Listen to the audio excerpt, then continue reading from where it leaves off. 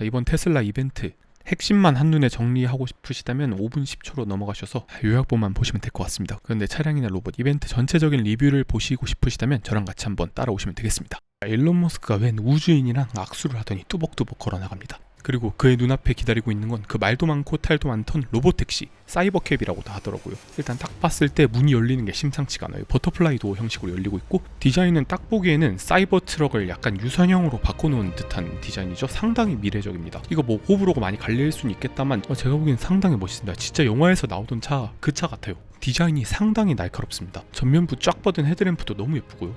자, 그리고 이 로봇택시가 상당히 독특한 게 뭐냐면 아예 페달이 없다고 합니다. 심지어 핸들도 없어요. 자, 보시면 일론 머스크 타고 있는데 두 손을 가지런히 모으고 있죠. 이렇게. 아, 형님 살짝 귀여우신 부분이 있어요. 그리고 이렇게 뚜벅뚜벅 내려오더니 만세를 들면서 입장하십니다. 이거는 뭐 거의 시그니처 포즈 같아요. 야, 괜히 CEO 하는 게 아닙니다. 일단 퍼포먼스가 장난 없어요. 거의 뭐 신도들의 열광적인 지지 속에 약간 교주 같달까. 이것도 능력이라면 능력이에요. 엄청납니다. 자, 그리고 이제 로봇택시 프레젠테이션을 시작하는데 보면 로봇택시가 한 대가 아니라 수십 대가 있더라고요. 와, 근데 진짜 멋있긴 합니다. 그리고 여기가 워너 브라더스 영화 세트장인데 이 사람들이 진짜 말 그대로 열광을 하고 있더라고요. 엄청나게 많은 사람들이. 이 뭐 까도 많지만 그만큼 빠도 많은 그 테슬라가 아닌가 싶습니다. 자, 서로는 이쯤 하고 이 로봇택시부터 한번 알아봐야겠죠. 먼저 로봇택시의 큰 특징부터 보겠습니다. 일단은 이렇게 문이 양옆으로 열리는 버터플라이 도어를 채용했고 투도어의 2인승인 것으로 보이죠. 그도 그렇게 택시 이용객의 70%는 1인 승객이라고 합니다. 그리고 또 여기서 중요한 장면이 나오는데 이렇게 앱을 통해 테슬라 택시를 따로 호출할 수 있는 것으로 보여요. 자, 여기서 두 가지 가능성이 있다고 봅니다. 테슬라가 자체적으로 택시를 운영하는 회사가 되는 것, 이거를 이제 우버와 에어비앤비를 합친 것만한 비즈니스가 된다고 하더라고요. 그리고 또 하나의 가능성은 이 로봇택시 자체를 소비자에게 판매해서 소비자가 운영을 하는 거예요. 마치 지금의 우버처럼요. 이 차량 한 대당 3만 달러라고 하니까 이 로봇택시를 살 수만 있다. 저는 무조건 살 것 같아요. 왜냐면 이건 내가 써도 되고 내가 안 쓰면 자동으로 택시로 돌려서 연간 못해도 $10,000 이상 순이익은 벌 것 같거든요. 그러면은 3년만 굴리면 본전 찾는단 말이에요. 자, 그런데 이런 가능성을 생각했을 때 과연 테슬라가 이걸 일반 대중에게 팔 것이냐?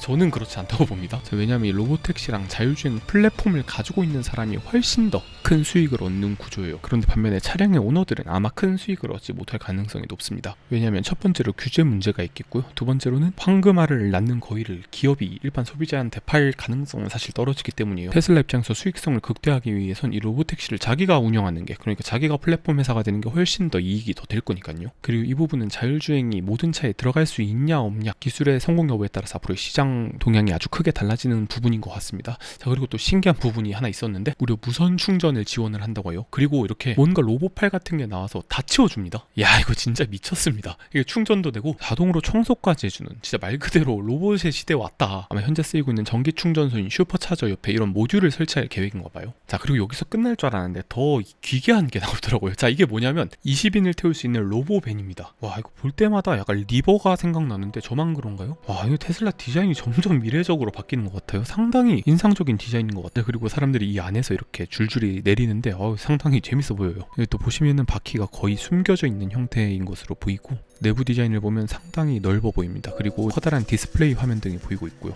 그런데 뭐 이런 거 이미 중국에도 있습니다. 실제로 선전에서 상당히 많이 돌아다닌다고요. 그리고 MBC 뉴스보다 나오는데 서울에도 이게 있다고 합니다. 물론 기사분은 타고 계시는데 자율주행 버스라고 해요. 자, 이건 개인적인 생각인데 이 로보밴 자체는 하나의 비즈니스적 쇼지 않을까 싶어요. 아직은 컨셉밖에 없고 이걸로 어떤 비즈니스 모델을 만들지, 양산을 어떻게 할지는 전혀 공개하지 않았으니까요. 자, 그리고 오늘의 또 키포인트죠. 대망의 옵티머스 로봇이 이렇게 줄지어 등장하기 시작합니다. 근데 저는 보고 약간 이런 게 생각나더라고요. 이제 진짜 나중에 로봇이 지배하는 시대가 오겠구나. 우리도 진짜 전쟁하면 이 로봇 군단한테 처참없이 패배하겠구나. 실제로 테슬라가 고평가를 받는 이유 중 하나가 이 로봇 사업이에요. 보시면은 상단에 휴머노이드 프렌드라는 표현을 쓰고 있잖아요. 그러니까 이제 가정용 로봇으로 사용하겠다. 궁극적으로는 1가정 1로봇을 탑재하겠다. 왜냐면 이게 가격이 한 25,000불 정도니까 충분히 살만하다라는 거죠. 실제로 가정부를 들이면 이것보다 돈을 훨씬 더 많이 쓸 텐데 로봇이 이렇게 놀아주기도 하고 짐도 들어주고 집 청소도 해준다면 이 가격도 나쁘지 않겠다 싶습니다. 그런데 저는 사실 이 가정에서 쓰이는 것보다 당연히 공업용, 공장에서 인간을 대신해서 쓰일 확률이 상당히 높다고 보고 있어요. 이건 대부분 애널리스트들도 이렇게 동의하실 겁니다.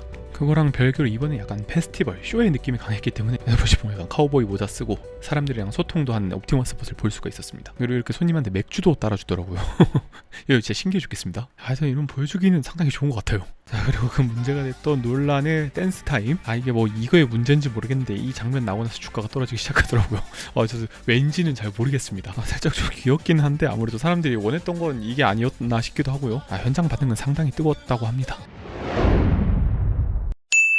자, 오늘 핵심만 간단하게 요약하자면 세 가지 틀로 묶을 수가 있겠어요. 첫 번째로 FSD, 두 번째로 로보택시, 세 번째로 휴머노이드인 옵티머스 봇입니다. 자, FSD부터 보시면 올해까지 FSD 베타라는 네임을 사용했잖아요. 그만큼 베타 버전이란 이름답게 손을 항상 운전대에 잡고 있어야 되는 버전이었어요. 그런데 이제 몇 달 전에 슈퍼바이스드로 넘어오면서 핸즈 오프, 운전대에서 손을 떼도 되게 바뀌었단 말이에요. 그런데 25년에는 이제 언슈퍼바이스드라고 해서 인간의 지도나 감독이 필요 없는 아이스 오프라고 해서 눈을 떼도 주행할 수 있는 버전이 나온다고 합니다. 그리고 이게 텍사스, 캘리포니아 지역은 이미 얘기가 거의 끝난 것 같더라고. 이게 25년에 시작할 수 있고 다른 지역들도 차차 언슈퍼바이즈드 버전을 적용한다고요. 확실히 요새 FSD가 정말 물이 많이 올라왔다고 느낍니다. 주행 중 인간의 개입 횟수가 눈에 띄게 낮아지고 있거든요. 확실히 FSD 기술이 정말 기대가 됩니다. 그 다음 이제 두 번째로 로보택시입니다. 로보택시 같은 경우 아까 영상에 소개드렸던 대로고 이제 택시 마일당 가격은 1.7불이에요. 그런데 이제 우버 마일당 가격이 조금 더 비싸요. 대략 한 2불 정도 되는 것 같더라고요. 그런데 여러분, 로보택시 같은 경우는 0.3불밖에 안 됩니다. 자, 이게 무슨 말이냐? 한 1불 정도로 가격을 책정한다고 해도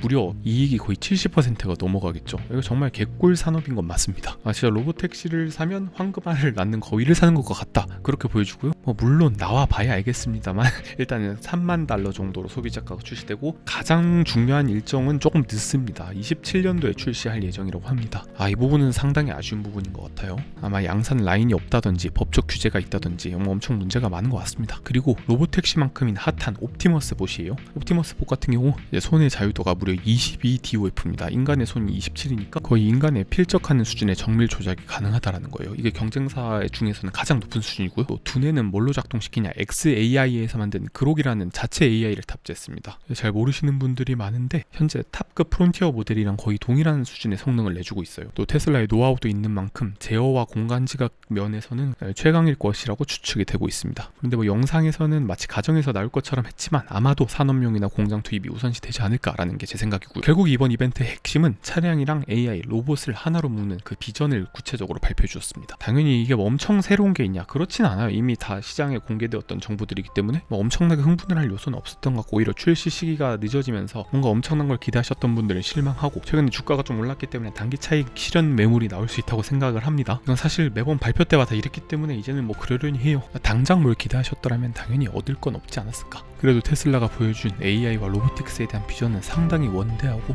의미 있었습니다. 저는 되게 재밌게 봤습니다. 아마 보는 사람에 따라 혹은 이 주가의 등락에 따라 이 이벤트를 어떻게 해석하느냐 정말 천차만별일 것 같긴 한데, 여러분은 어떻게 생각하시는지 의견, 댓글 남겨주시면 정말 감사하겠습니다.